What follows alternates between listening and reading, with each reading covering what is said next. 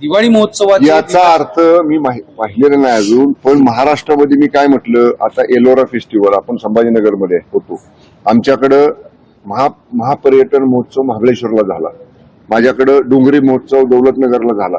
असे जे वेगवेगळे उपक्रम पर्यटकांना आरक्षित करण्यासाठी होतात ते आपण अधिक लोकांना माहिती व्हावेत म्हणून ते लोकांपर्यंत पोहोचवत असतो. पण तरी सुद्धा एखाद्या राजकीय पक्षानं अशा पद्धतीनं जर काय उत्सव घेतला असेल, केला असेल आणि ते जर ऑफिशियल आमच्या ट्विटरवर ऑफिशियल महाराष्ट्र टुरिझम महाराष्ट्र पर्यटन विकास महामंडळाचे असेल तर संबंधित त्याची चौकशी केली जाईल आणि निश्चितपणे चौकशी करून उचित कारवाई केली जाईल. ते म्हणतात की तुम्ही आमचा दीपोत्सव ढापताय. नाही, काय ढापायचा प्रश्न नाही, त्यांचा दीपोत्सव ढापायचा बिलकुल काय प्रश्न नाही. याच्यापेक्षा चांगले दीपोत्सव महामहोत्सव पर्यटन विभागानं महाराष्ट्रामध्ये केलेले आहेत. त्यामुळे असं कोणाचं काय ढापण्याची महाराष्ट्र पर्यटन विकास महामंडळाला आवश्यकता नाही. चला झालं, चला मला होतं माझं. काँग्रेस ने जे आहे तर जगताप असं म्हणतात की मुंबईत आम्ही वेगळं लढणार आहोत.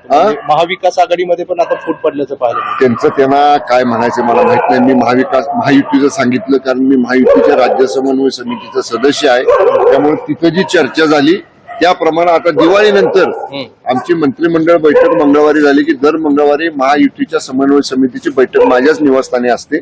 येणाऱ्या बैठकीमध्ये नेमकी काय चर्चा होती ते आपल्या मुंबई प्रतिनिधींना कळेल.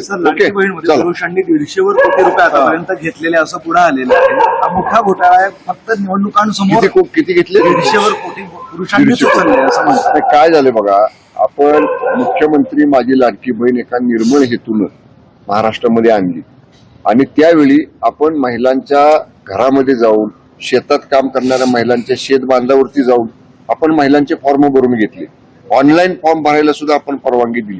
त्या काळात काही लोकांनी म्हणजे पुरुषांनी सुद्धा असे फॉर्म भरले, चुकीची माहिती गोळा करून अनेक प्रकारे सरकारची फसवणूक केलेली आहे. योजना होती लाडक्या बहिणींसाठी, खरं ज्यांनी केलं हे नको करायला पाहिजे होतं. पण निश्चितपणे त्याची सुद्धा चौकशी होईल आणि सरकारला फसवून जर कोणी लाभ घेतला असेल तर त्याच्यावर कारवाई होईल. ओके. बच्चू कडू सध्या दिवाळी सुद्धा संतप्त झालेले. त्यांच्यावर रवी राणे काल सांगितलं होतं की यांना कुठेतरी आमदारकी द्या, शिंदे साहेबांना मी विनंती करेन किंवा शिंदे साहेबांना विनंती करावं. त्यावर बच्चू कडूंनी सांगितलं की ज्याची बायको स्वतःच्या संघटनेत नाही